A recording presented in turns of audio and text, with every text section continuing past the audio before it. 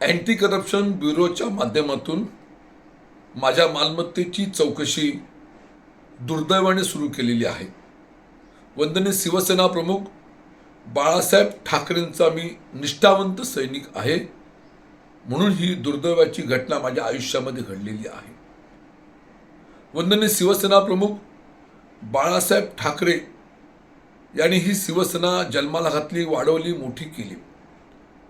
ज्या वेळेला मुंबई दादर या ठिकाणी जुनं शिवसेना भवन होतं, त्या त्यांच्या उमेदीच्या काळामध्ये शिवसेना भवनमध्ये बसून शिवसेनेची घौडदौड मोठ्या प्रमाणावरती संपूर्ण महाराष्ट्रामध्ये केल्याची आठवण आपल्याला असेल. त्याचं रूपांतर महाराष्ट्राच्या शिवशाहीमध्ये झालं, हा पूर्वेतच तुम्हा सर्वांना माहिती आहे. या पार्श्वभूमीवरती रत्नागिरी शहरातला एक सामान्य शिवसैनिक शिवसेना प्रमुखांच्या आशीर्वादाने एक नगरसेवक झाला, नगराध्यक्ष झाला, शिवसेनेचा जिल्हा प्रमुख झाला, आज एकदा ना दोनदा ना तीनदा आमदार झाला आणि उपनेता झाला. हे संपूर्ण राजकीय भवितव्य मला ह्या शिवसेनाच्या शब्दामुळे मिळाल्याची जाणीव या ठिकाणी आहे. 2 वर्षापूर्वी घडलेल्या ह्या राजकीय घटनेच्या माध्यमातून अँटी करप्शन ब्युरोच्या माध्यमातून माझ्या मालमत्तेची चौकशीची सुरुवात झाली. एकदा नाही, दोनदा नाही, तीनदा नाही, चारदा नाही, 6 वेळा मी तिथं अलिबागला जाऊन माझी चौकशीची पूर्ण केली. पण दुर्दैवाने त्यावेळेला माझ्या निवासस्थानी, माझ्या हॉटेलवरती, माझ्या व्यवसायावरती अँटी करप्शन ब्युरोची मंडळी चौकशी येऊन केली आणि ती दुर्दैवाची घटना माझ्या घडली. पण माझ्या आयुष्यामध्ये ही घटना घडली त्याचं मला दुःख नाही आहे, मला खंत नाही आहे. परंतु त्यातली दुर्दैवाची गोष्ट अशी आहे की मी स्वतः शिवसेना पक्षप्रमुख उद्धव ठाकरे साहेबांकडनं शिवसेना भवनामध्ये बसून त्या काळामध्ये बाळासाहेबांनी संपूर्ण महाराष्ट्राची शिवसेना वाढवली होती.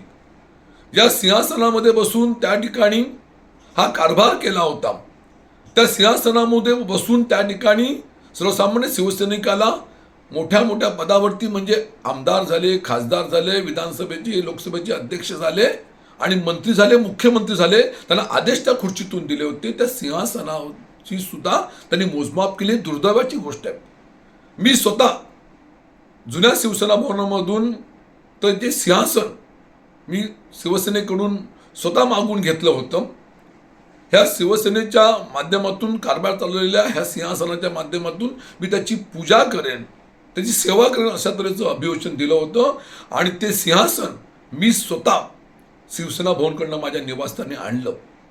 गेले 4 वर्ष ते माझ्या निवासस्थानामध्ये एका चांगल्या जागेवरती मी प्रस्थापित केलेलं आहे.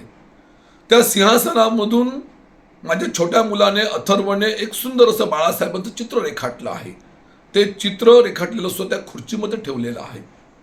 आणि त्या सिंहासनाची आणि त्या फोटोची पूजा मी स्वतः करतो, माझी पत्नी करते, माझा परिवार करतं आणि त्या सिंहासनापुढे आम्ही नतमस्तक होतो. हा आमचा इतिहास आहे.